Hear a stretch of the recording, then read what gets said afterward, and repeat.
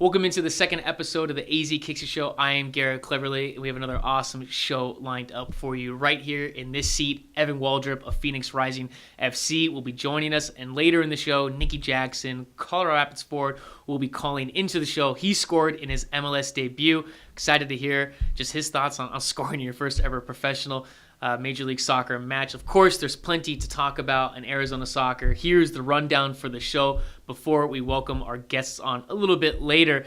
And speaking of Phoenix Rising, they continue to make news, especially off-the-field news, because their season hasn't started. It doesn't start till this Saturday.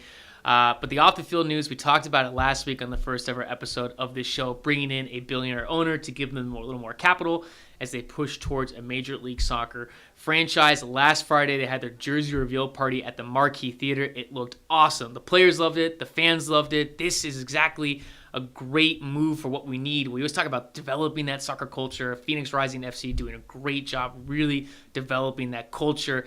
That it's just not just on game days, right? It's just not just Saturdays and Sundays when Phoenix Rising. You know, you're living, breathing it Monday through Friday, and especially a cool event like the Marquee Theater Jersey Reveal Party. Looked like everyone loved it. Then this week, the big news that made really national news was a new stadium rendering reveal of a stadium that they'll be building at the 101 and the 202. The stadium looks absolutely beautiful. Check it out right here.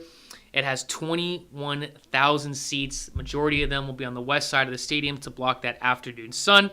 And they added some little cool down features, some water walls, cool zones, and a misting area. Now, the one thing I did notice that they're missing, and Phoenix Rising, if you're watching this, please add this in. We need a lazy river somewhere. I mean, we just can't have a misting area and a cool area and no lazy river. I mean, we need a lazy river at the stadium. So Phoenix Rising, hopefully you can find a way to get that lazy river in the stadium. It doesn't have to go around the whole pitch. You know, I'm not asking for much. Maybe just like a quarter of it. It could loop in or something like that. But the stadium rendering made national news. It was on SI, Major League Soccer. Definitely got some news out there. It looks beautiful. So congratulations to Phoenix Rising. Keep up the great work, everyone. Fingers crossed. Potential Major League Soccer franchise down the road. Don't forget, home opener for them is this weekend. They'll be on the road. Then the following week, they'll be at home March 24th against Oklahoma City Energy FC.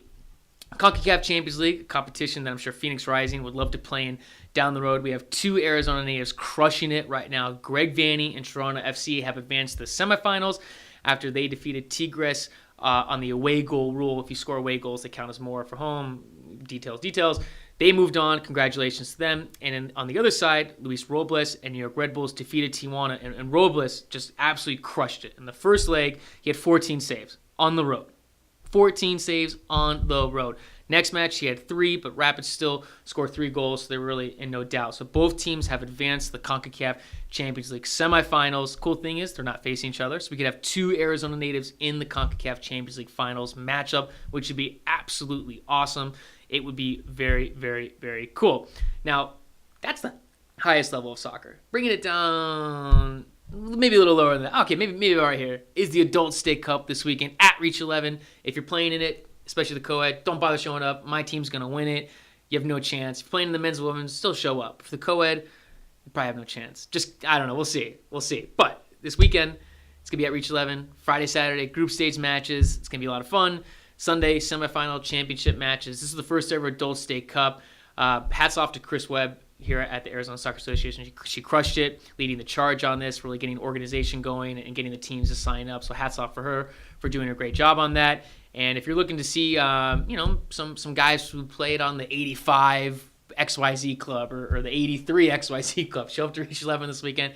It will be probably some great competition.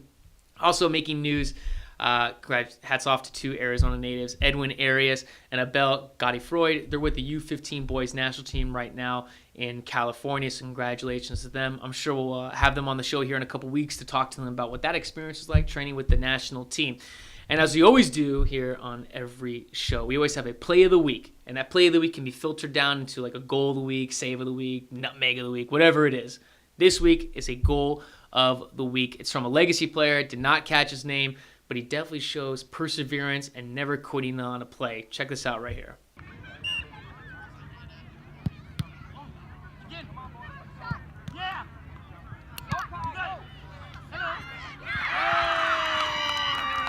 And that was just an awesome individual effort. Goes to show, never quit on a play. You never know what's going to happen. 4 tries, scored a goal. Hats off to him. It's great to see that. Remember, everyone, don't quit on a play. Even if you think you can't get to it, you never know. You always have a chance. So we're speaking of Phoenix Rising and how Evan Waldrep will be a first guest. And I'm really excited to bring him on because he really represents kind of that new generation in Arizona soccer where not only can you play youth soccer in Arizona, now you can play Division I soccer in Arizona, and you can also play professionally in Arizona, including even PDL2 during the summer, which Evan Waldrep played for as well. And this is something that Phoenix Rising really wants to do. They really want to get that emphasis level of really keeping Arizona players in Arizona. That's why they went out and purchased FC Tucson to kind of bridge that gap between the different levels of professional soccer in America. And it's just fantastic to see Arizona players having a chance, especially on the boys' side. You know, hats off to GCU for getting the D1 men's program. And it's great that players can now play D1 and sign and play here in Arizona in front of family and friends. And that's something that Evan Waldrep will be doing this weekend. And speaking of Phoenix Rising, now joining us in studio will be Evan Waldrep, who just signed with them a few weeks ago. Local product. He is a rookie. Evan, thanks for joining us in the AZKicksIt studio. Thank you for having me. Of course. Glad to be here. Yeah, dude, it's a pleasure having you, man. It's awesome one to have you here, but I'm just so curious for you. You're a rookie. You just signed a few weeks ago. How has the experience been just now being a professional and being part of a professional organization over the last month? It's been a crazy experience. I decided to leave GCU in December and try to figure out where to go and what was best for me in my career. I still had a year eligible left at GCU to play college soccer, but I just felt it was the right time to leave early and pursue my dream of being a professional soccer player. And ultimately, I decided to join Phoenix Rising and sign with them and was grateful for the opportunity. So it's been a crazy experience the last month being considered a professional and being able to play professional soccer in the city that I grew up. And it's just been an awesome experience so far. So I'm excited to see how the year goes for me. Yeah, that must seem crazy. I mean, a couple months ago, you were worried about getting to class on time in the morning. You were worried about homework and school and tests. I mean, now, all you have to focus on is eating healthy, which I'm sure you were before. Yeah. But, now it's a different mentality for you, right? Yeah, I felt as the last month being considered a professional, I've matured within the last month, and I'm sure I'm going to mature more over the years as I get older. And just being around the guys in the locker room that are older and more experienced and learning from them, just how they not only play on the field and their mentality, but off the field, what they do, even the little things and the little habits that overall improve themselves. So I'm just learning from them and legends like Didier Drogba and just trying to take as much notes as possible since it's his last season here. What's been, if someone said, if you had to pick out one thing that's kind of stood out to you or surprised you, like what is that thing? I would say the quality this year. Compared to last year, I got to train with them over the summer, and the quality was definitely there. A lot of experience with older players, but this year, the average age on our team is about 23 or so.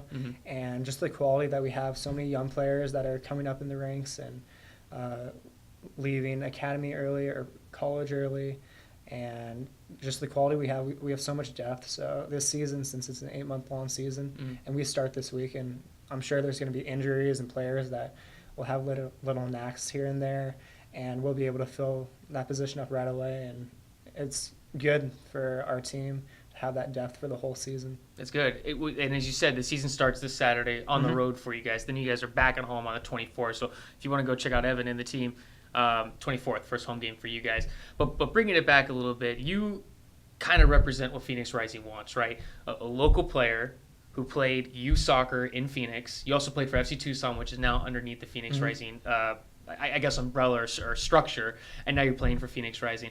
But going back to you as a youth player, just how was it growing up in Arizona, and could you, when you were playing for CCV back in the day, at Reach 11, going for state cups down in Casa Grande, could you imagine that you're now playing for the local professional team in Phoenix? I would have never imagined it. I played for Serena a little bit when I was really young, but most of my youth career was with CCV. Got to play under Harry Demos, great coach, and I decided after playing there for about 4 to 5 years to push that step to academy at the Real Salt Lake Academy down in Casa Grande when it was still there, and going from there, being able to still play academy, one of the best academies in the U.S., and it was only about an hour and a half away from where I lived. I decided to live down there and really just focus on school and soccer down there, and being around that environment with other competitive players from all over the state and even all over the world that would come all the way here to Casa Grande just to play on this academy. I knew that I had to take advantage of it since it was in my home state. And I'm glad I did, and it helped me get to Creighton University and get a scholarship there and play with the U.S. U18 and U20 national team. And overall, just throughout my childhood playing in Arizona, it's really helped me to become the player who I am today. And now even coming back to GCU last year and transferring from Creighton and playing under Shellis Hyman at GCU and playing with former RSL teammates like Damian Herman and Amir and Niki, I just felt like it really helped me push my confidence up and kind of bring soccer fans to GCU games and kind of overall grow soccer in Arizona. And I decided to sign with Phoenix Rising, and I'm glad that I was able to sign with them and was fortunate enough and be able to stay in Arizona for another year. And it's been crazy seeing over the years playing throughout my whole career so far in Arizona, and I'm glad and I'm grateful for that. Well, we love it too. I mean, it's great to, one, have a professional organization. It's great that the professional organization is pushing towards possible MLS down the future. Yeah. And then also they're signing local guys like you, because that's the idea, right? I mean, you're from here. I mean, you know all the talent that this state produces. You just mentioned a few of the guys like Damian and Niki. I mean, last week we also had Justin Glad on the show too, another Arizona product, and it's so good to see so many guys that are your age, and girls too, right? Because there's a few other ones like Kelly P and Cassie Miller who just signed. Also, Ashley Hatch is about a year older than you, but it just seems like there's kind of this like core group of players that are around your guys' age where you're making that next step. I mean, why is that? Is that just that? Do you think there was more training, or it was a good generation? I feel like both. I feel like over the years, Arizona's soccer has definitely improved over the years. I've noticed that, and going from when I was younger to now and seeing the improvement and seeing some players that I know and watch to this day that still play in club, and just seeing the organizations and how the coaches and the youth directors of Arizona teaches soccer and really implement the technical aspect as well as the physical. And I just feel like overall Arizona is becoming a good soccer state and is definitely competing up there. And especially over the last 3 to 4 years, seeing a lot of professional players come out of Arizona, both women's and men's side. It's awesome to see that they're representing Arizona all over the world, and I'm excited to see that. I'm excited to see the future of Arizona grow, and because they can only go uphill. And I'm excited for that. I definitely agree, especially with GCU now getting the D1 soccer program. And when you were coming out of high school, that was just starting to get into works that they would get the D1 program. You know, now it's a few years in, they can go to the NCAA tournament. But speaking of college, you know, there's a lot of routes for professionals to take, and maybe you can kind of add some wisdom on this, because a lot of players always say, like, I'm going to go to Europe and I'm going to sign pro, and they make it seem like it's going to happen. But, you know, you went the college route, and it seems like it definitely benefited you on getting to that professional route. How did, in your experience, going to Creighton, then transferring to GCU, how did that help develop you into the player that you are now who signed with Phoenix Rising? Well, before I decided to go to Creighton, I talked to my family about it, and I wanted to also get my education as well. And Creighton academically was a good school and a great soccer school. So I decided to go there, and I played there for 2 years. And my experience there, we were number 1 in the nation my freshman year.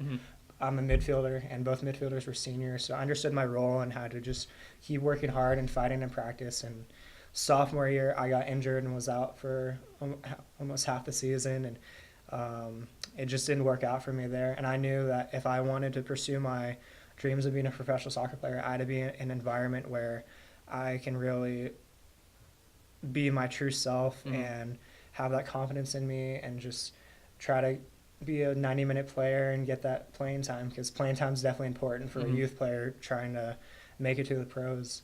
And that's what made me transfer to GCU, and it was close to home, up-and-coming program, and new to Division I NCAA tournament, and I want to be part of that and be a part of that history. And this past season, I got hurt first game of the season. I broke my 5th metatarsal 2 days before we were going to play against Creighton, my old college team. So it was a bummer because I was really looking forward to playing against my old teammates and coaches, and I had to sit out for 2 months, and I got to play the last 4 or 5 games of the season, fortunately, and it wasn't the whole season, but it was very difficult for me because it was my biggest injury and my first surgery, and it made me cherish playing soccer more and just appreciating when I am healthy to take advantage of that, because no professional career or professional player is going to be injury-free. There's always going to be injuries here and there, and it's just about how you overcome it.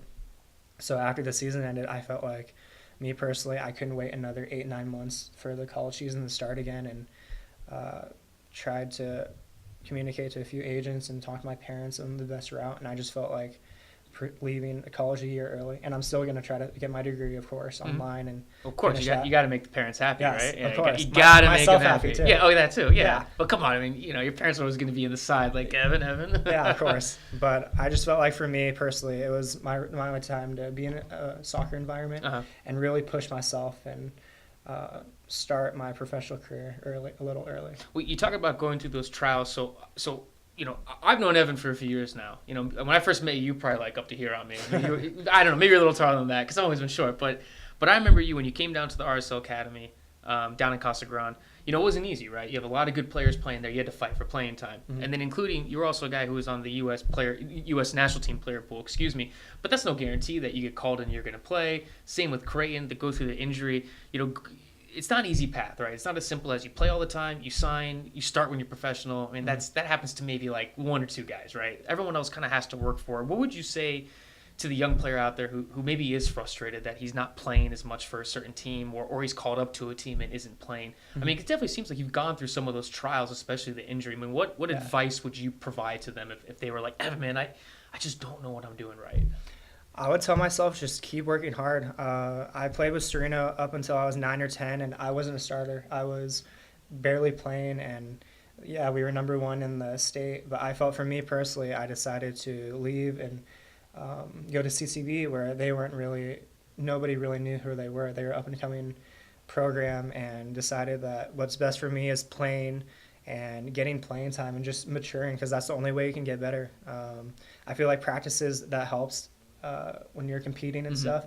But at the end of the day, it comes to games, and if you're not happy and if you're not playing as much as you want to, even if you do go down to a team that's not as good as the team you were before, I would definitely recommend that just to get in games, and that's how you personally get better. That, and also working on your own.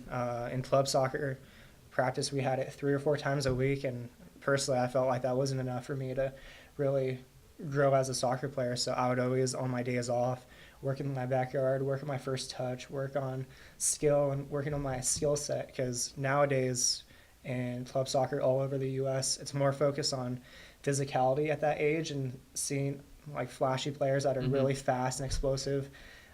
Once you get older, people go through puberty and catch up to that, and then coaches begin to look at not only that, but also your technical aspect and your skillful aspect. So I recommend to the young players that are growing and are playing youth club at soccer to really focus on your technical aspect of the game and your first touch and even little things, and always being around the ball and having that touch on the ball, because once you get older, you'll physically develop, and having that too, that's where scouts begin to notice that and really appreciate that, because it's hard to teach that at such a older age. So I definitely recommend it at a young age, when you're learning how to use your left foot, your right foot, and juggling and just working on your first touch. Well, I remember you had that burst of speed in the championship game at the you beat the offside trap. I mean, I've never seen you run that fast before in my life when you scored that goal. Which you can see the highlight right here. So you haven't can see it, but you can see the highlight of you scoring. But bringing it back real quick. So Phoenix Rising, you guys are on the road this weekend on Saturday in California. But coming back on the 24th, you guys are going to be home. Dude, how jazzed are you to run out there? I'm sure it's going to be a sellout plus more, standing room only. I mean, dude, how just jazzed are you to not only like run onto the field, but it's the city you grew up in. I know your parents are going to be there. You have a big family, so I'm assuming there'll probably be like 300 people from your family there. Yeah. But I mean, how just jazzed are you and looking forward to that? Just being able to run out there and like, this is your team from your city. Oh, I'm so excited. I'm pumped. I've been waiting for a long time for this and to really make my first professional debut. So hopefully I make it at home in front of my family and friends, and I'm very excited. This season's going to be awesome, and it's going to be a long 8-month season, but I'm excited to keep working, keep pushing, and working hard in practice, and just proving every day that I belong on this team and try to earn minutes. Well, definitely you're going to be, I'm assuming, the first of many Arizona boys, and maybe Phoenix tries to do a girls team down the road. I don't know, but on the boys side, right? Hopefully you're going to be the first of many local products who have an opportunity to play in front of family, friends, girlfriends, whatever it is. It's gonna be awesome, man. I'm looking forward to seeing you out there, man. Thanks. It's I'm excited too. Yeah, it's gonna be awesome. So we have a special prize. So if you see this Phoenix Rising scarf here, right here, sorry, as I'm blocking it, Evan's gonna sign it. and we're going to give it away to someone watching the show. So at the end of the episode, we're going to have you sign that. And all you have to do to win is you got to share it. Just share this on the Facebook page, and you have a chance to win this Phoenix Rising scarf. Evan will sign it. And I'm excited, man. I'm just so happy for. I'm so happy for excited for your guys' generation. There's so many good players that Arizona, we get dogged on a lot, right? So it's like California is so good, blah blah blah. But it's like, dude, we got talent in Arizona. Yeah, and it's definitely going to keep growing with how Arizona, the structures coming together, and how they're putting so much focus in soccer. And there's going to be generations and generations of youth Arizona soccer players that will definitely come up through the ranks and do better than us and go overseas and really make an impact and represent Arizona. So I'm excited to see that in the future and just continue to see Arizona soccer grow. Yeah, one day you'll be the old man like me, right? I'll be doing interviews. Yeah, you'll be doing interviews. All right, well, Evan, hey, thank you so much for coming on today. Yeah, really appreciate it. So don't forget, guys, share it. Evan signing this, you can win that scarf. We're going to take a quick little break, and on the other side, we're going to have another special guest for you guys.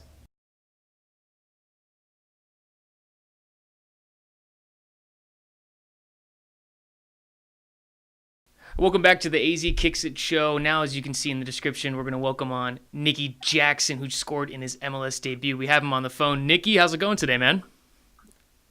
I'm good. How you doing? I'm doing good. Congratulations on scoring your first professional goal last week. I mean, it must just seem surreal that 2 months ago you're drafted and here you are scoring your first professional goal. It must be crazy, huh? Oh yeah, it's awesome. I mean, I couldn't pictured or dreamed a better start to my professional career. So it was a really cool opportunity for me. Have you had a chance to kind of just sit back and really think about just how everything's kind of progressed over the last 2 months, from being drafted to being in Casa Grande, where you did play academy for a while with the RSL, and now being with the Rapids? I mean, have you had a moment just to kind of sit back and like take it all in yet? Yeah, it's kind of crazy. So I mean, getting drafted two months ago, and then actually going back to where it all started in Casa Grande, and then just having a coach, Hudson, that just really believes in me and giving me an opportunity to step on the pitch and showcase my talent. And I got the opportunity. And 2 months later, after getting drafted, I'm on my debut scoring a goal. So, I mean, it's really surreal. I mean, it's been an awesome experience so far. The last time you and I spoke, Niki, was about a month ago in preseason. And as a rookie, you're still trying to learn what you can do, what you can't do. But now, you're in the middle of the MLS season now. What have you learned over the last month from being drafted to now being in the season? Kind of, what is the one thing that has kind of stood out to you? Probably the biggest thing is stay humble. I mean, as a rookie, you want to come in confident, but at the same time, you got to realize you don't know everything. So I've been taking definitely in training, video sessions and meetings with teams. I've really just taken a step back and just, instead of being the one usually when I was in college, the leader talking and describing things, I'm the one sitting back and kind of learning from the best, listening to Tim Howard, how he sees the game and what he sees that I can do different. And talking to Connor Casey, who was one of the best strikers in Colorado Rapids history. So, I mean, it was just right now I've been taking a back seat and just really learning from the best, and that's really helped me in the long run. These last 2 months, I've honestly progressed as a player tremendously. So it's been really good having these guys just being there for me and kind of showing me the ropes to become an even better player. You mentioned Tim Howard. Not many rookies have an opportunity to play with someone like Tim Howard, who has the experience that he has with the U.S. men's national team, also playing in Europe. How has he kind of helped you develop into a player? Oh, it's been awesome. Having Tim Howard on the team is honestly crazy. Just be on with a guy that's been through so much in his career and had one of the most successful careers as a U.S. player in the U.S. history. So, I mean, having him there and his knowledge, just giving it out to the team and letting us know if I see something, then if I see something, he sees something I'm doing wrong, he'll come in and jump in and be like, hey, Niki, how about you look at this way, and how about we try it this way? And so, like, having Tim Howard with all his experience, I mean, it only just improves my intelligence on the field just tremendously and helps me so much having him back there just helping. Have you had a chance to score on him? And I guess in training sessions, I guess you scored on him a few times, huh? Oh yeah, I mean it's not easy. It's definitely not easy. But when I do score one, I definitely hold on to that. That's awesome. So Niki, it must also be kind of surreal now that that you're playing in Major League Soccer. Have you had a chance to talk to some of the Arizona guys that are also your age? Like, have you talked to Amir down at FC Dallas? Have you kind of had discussions with the guys on just experience and what this is like? Yeah, actually, I've talked to Amir a couple times, but I've actually been talking to Corey Bear a lot. Me and Corey, we've been talking a lot. It's just crazy coming from being in high school, playing academy soccer all together, to now we're both at the elite stage, and we're competing with some of the best and playing with some of the people we looked up to, you know. So it's just funny, like, we talk about it all the time. Like, it's crazy how Corey has Nick Raimondo as his teammate and Kyle Beckham in, and I have Tim Howard as my goalkeeper. So, I mean, yeah, we definitely look back and laugh at all the good times in the academy, but our hard work's paid off, and it's awesome to be able to see all my other teammates succeed and flourish throughout their careers as well. Well, you mentioned, when you were a youth player looking up and looking at the guys who now you're playing alongside with, that could be you one day. When we spoke in Casa Grande, you had some great advice to some youth players, and that was keep your grades up. And it's funny because there were a lot of coaches that I spoke to afterwards that just really wanted to thank you for saying that, really to emphasize keeping your grades up. Going to college, and for the youth players listening out there, can you just elaborate on that more, the importance of really kind of buckling down in high school and really plowing through to get to college? Because it's not easy, right? I mean, can you just elaborate a little bit more on that? Yeah, I mean, definitely. I mean, school is very important. I mean, your soccer career, a good one, you're going to be playing for 8 to 10 years, and then, what are you going to fall back on? So, for a while, even when I was younger, I was more of a soccer guy, and I was like, oh, school's all right. But, I started to realize, like, now definitely in the position I am today with my, finally I have my degree, so, I have something to fall back on. Keeping your grades up, it's tremendous, and it can get you so far in life past soccer. So, for me, it's always been, my mom always tried to knock in my head, hey, like, you might be a good player, but there's only so far you're going to do if you can't keep your grades up. If you can be a tremendous player, but if you have a 2.3 GPA or 2.2 GPA, you're going to be playing. You won't be able to play with one of the bigger clubs, the bigger teams, and get noticed like you should have been. So yeah, definitely you want to keep your grades up, and you want to stay on top of that as well as playing soccer and keeping it all together. So for me, yeah, your school is just important as soccer. The sooner people realize that and players realize that, the better. Getting good grades, right? It's very hard to tell, a 14-year-old kid to do that. At what moment did you realize that? Was that going through the college recruiting process when you're first getting noticed that, hey, I got to have good grades if I want to go to that school? So like my freshman, sophomore year, I didn't really think about it because college is so far away. But then towards the end of my sophomore year, I actually had a meeting with my counselor. They're like, hey, Niki, you're a great player, but this is what, and they actually broke it down, like, these are the credits you need, these are the grades you have to get, because the times I was like, I want to go to this school, like, these are the grades you need, this is the classes you have to take, and then it really hit me, like, wow, like, this is my future. Like, if I don't take care of my grades, I can alter my future tremendously in not a good way. So, I realized it going into my junior year, where if you don't keep your grades up, you can honestly hurt yourself and put yourself in not the best situation for your soccer career as well. So, definitely around my end of my sophomore year, it kind of hit me, just like, okay, Nick, you need to get it together. Let's get our grades up. Let's start focusing on our school, because school is just important to soccer. At that point, ever since then, I've stayed on top of my school, and now I'm a graduate, so it's all paid off, and I'm in a good situation now. So yeah, you graduate and you're playing professional soccer. Well, Niki, I won't take up too much more of your time. I really appreciate you jumping on the show today. Rooting for you down in here, Arizona. Keep up the great work. All right, buddy. All right, sounds good. Cool. Good talking to you. Thanks, Niki. Appreciate it. And that ends this week's AZ Kicks It Show. Be sure to check us out again next week. We'll have some more in-studio guests and some more, of course, Arizona soccer news. We'll see you next week.